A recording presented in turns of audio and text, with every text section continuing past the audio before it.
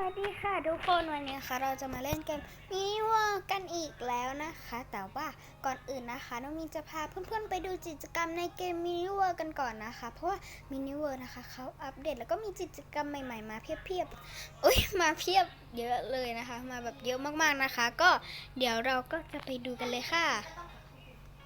ก็ถ้าคลิปนี้นะคะมีเสียงรบกวนก็ขอโทษด้วยนะคะพอเราเข้าหน้าเกมมาใช่ไหมคะก็ให้กดเข้าไปที่ปุ่มนี้เลยเดี๋ยวเขียนให้ดูนะคะมันจะเป็นเนี่ยค่ะปุ่มเนี้ยค่ะเนี่ยปุ่มเนี้ยมันลงไม่ได้อะทุกคนเนี่ยที่น้องมินขีดเส้นใต้ไว้อะค่ะที่เป็นแดงๆเนาะโอเคแล้วก็กดเข้าไปเลยนะคะนี่เลยแล้วก็กดไปที่ฉลากโบนัสเลยนะคะให้เรากดมาที่เลขเปลี่ย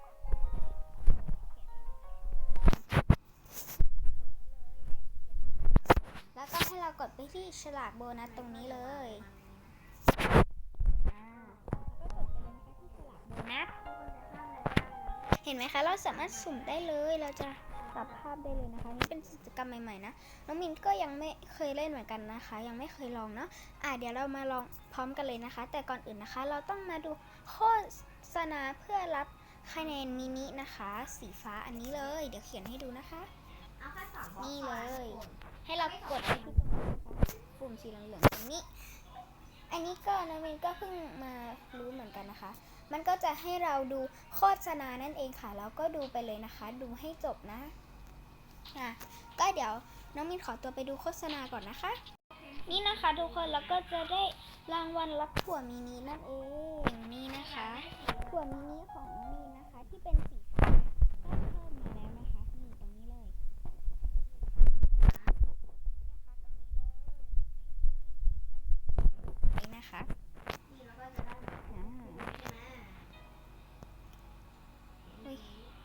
ทุกคนต่อมานะคะเราสามารถกดสุ่มจับภาพได้เลยนะคะแต่ว่ามันต้องดู2 ครั้งนะคะถึงเราจะกดสุ่มจับภาพได้งั้นเดี๋ยวน้องเมนขอตัวไปดูโฆษณาอีกรอบนึงก่อนนะคะบ๊ายบายเดี๋ยวกลับมาค่ะแป๊บนึงนะคะ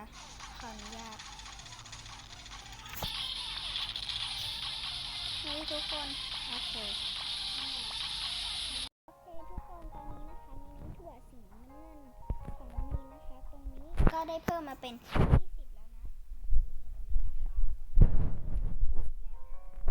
สามารถจับภาพได้แล้วนะคะ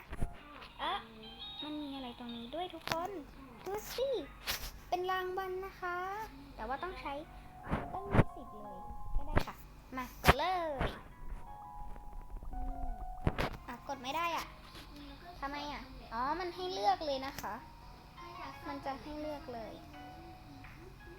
เอาตัวสวยๆเลยนี่น้องมินอยากได้ตัวนี้กดเลย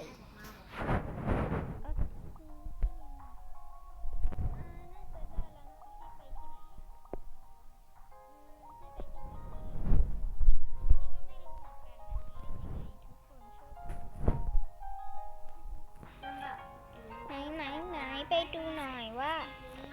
พวกเรานะคะไหนตัวของเราอยู่ที่ไหนตัวของเราอยู่ที่ไหนหาไม่เจอทุกคนมินหาไม่เจอไม่มีนี่ทุกคนคือยังไงมันเล่นยังไงบอกหน่อยกิจกรรมนี้อยากได้มากเลยไม่เป็นไรเดี๋ยวเราไปจับภาพกันใหม่แล้วกันเราก็จะไปที่แลกเปลี่ยนเหมือนเดิมเดี๋ยวน้องมินขอตัวไปดูโฆษณาใหม่อีกรอบนึงก่อนนะคะไม่ใช่อีกรอบนึงสิ2 รอบเลยเดี๋ยวไปดูโฆษณาก่อนนะคะคือทุกคนตอนนี้นะคะน้องมินดูโฆษณาเพิ่มไม่ได้เมื่อกี้ยังดูไม่ได้เลยไม่เป็นไรค่ะเดี๋ยวเราค่อยมารีวิวกันใหม่เนาะขอให้น้องมินไปศึกษากิจกรรมในเกมมินิเวิร์ก่อนนะคะเพราะว่ามันมีหลายอย่างมากจริงๆเดี๋ยววันนี้เราจะไปเล่นแมปที่ฮอลไลท์กันนะคะใครมีแมปดีๆน่าสนใจนะคะแมปของแมปคนไทยนะคะก็แนะนำกันมาได้เลยนะคะพิมพ์ ID ห้องไว้ด้านล่างได้เลยนะคะจะเป็นแมปของตัวเองหรือว่าแมปที่ ตัวเองโหลดมาก็ได้นะคะ ไม่ว่านะเดี๋ยววันนี้เราจะมาลองเล่นแบบอยุธยากันค่ะ เข้าไปเลย นี่มาดูกันว่ามีอะไรบ้างนะคะ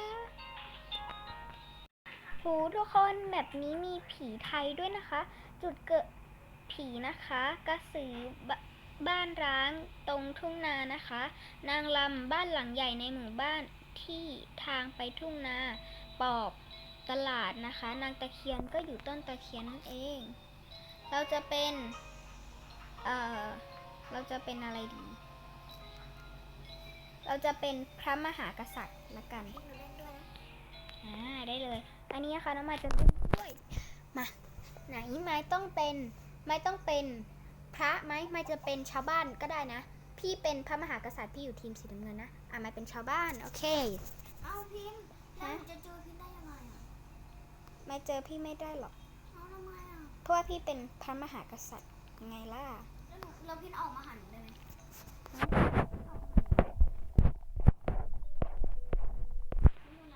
พิมพ์ชื่อสีฟ้าใช่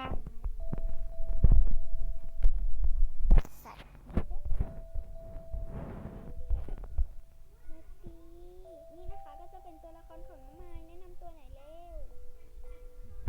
สวัสดีค่ะเพื่อนบอกว่าฉันเป็นเทวดานะ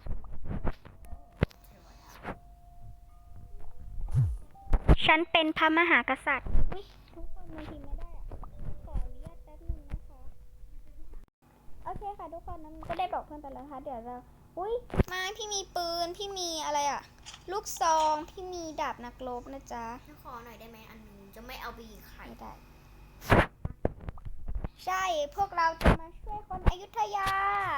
พี่นุ๊กหาเป็นไม่ได้ใช่เขาห้ามเข้านะจ๊ะทำไมมาอยู่ชาวบ้าน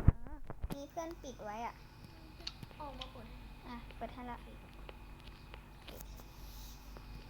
นี่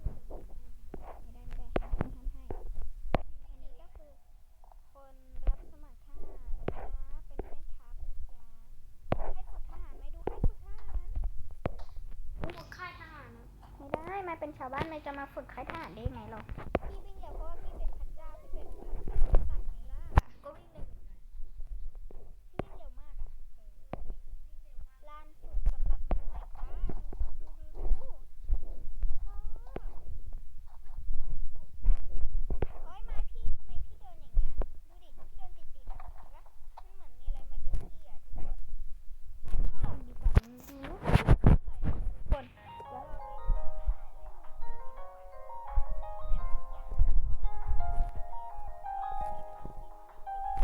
วเราไปหาเล่นเท่าไหร่นะได้เลยจัดไปพี่ครูแนะนำอย่า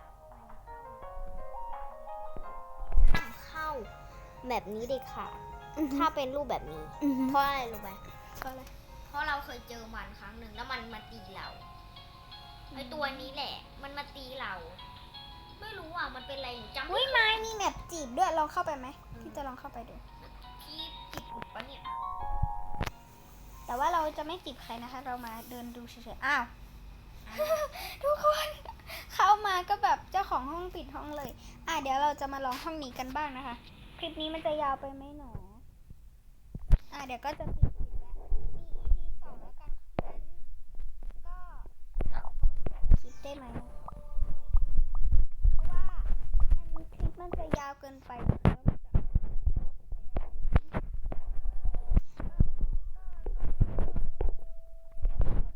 ยแล้วกัน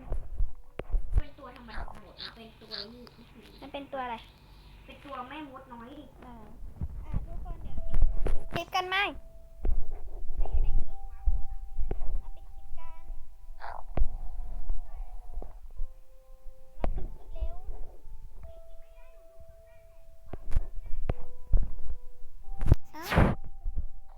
เห็นวับได้เลยมาต้องเซฟด้วย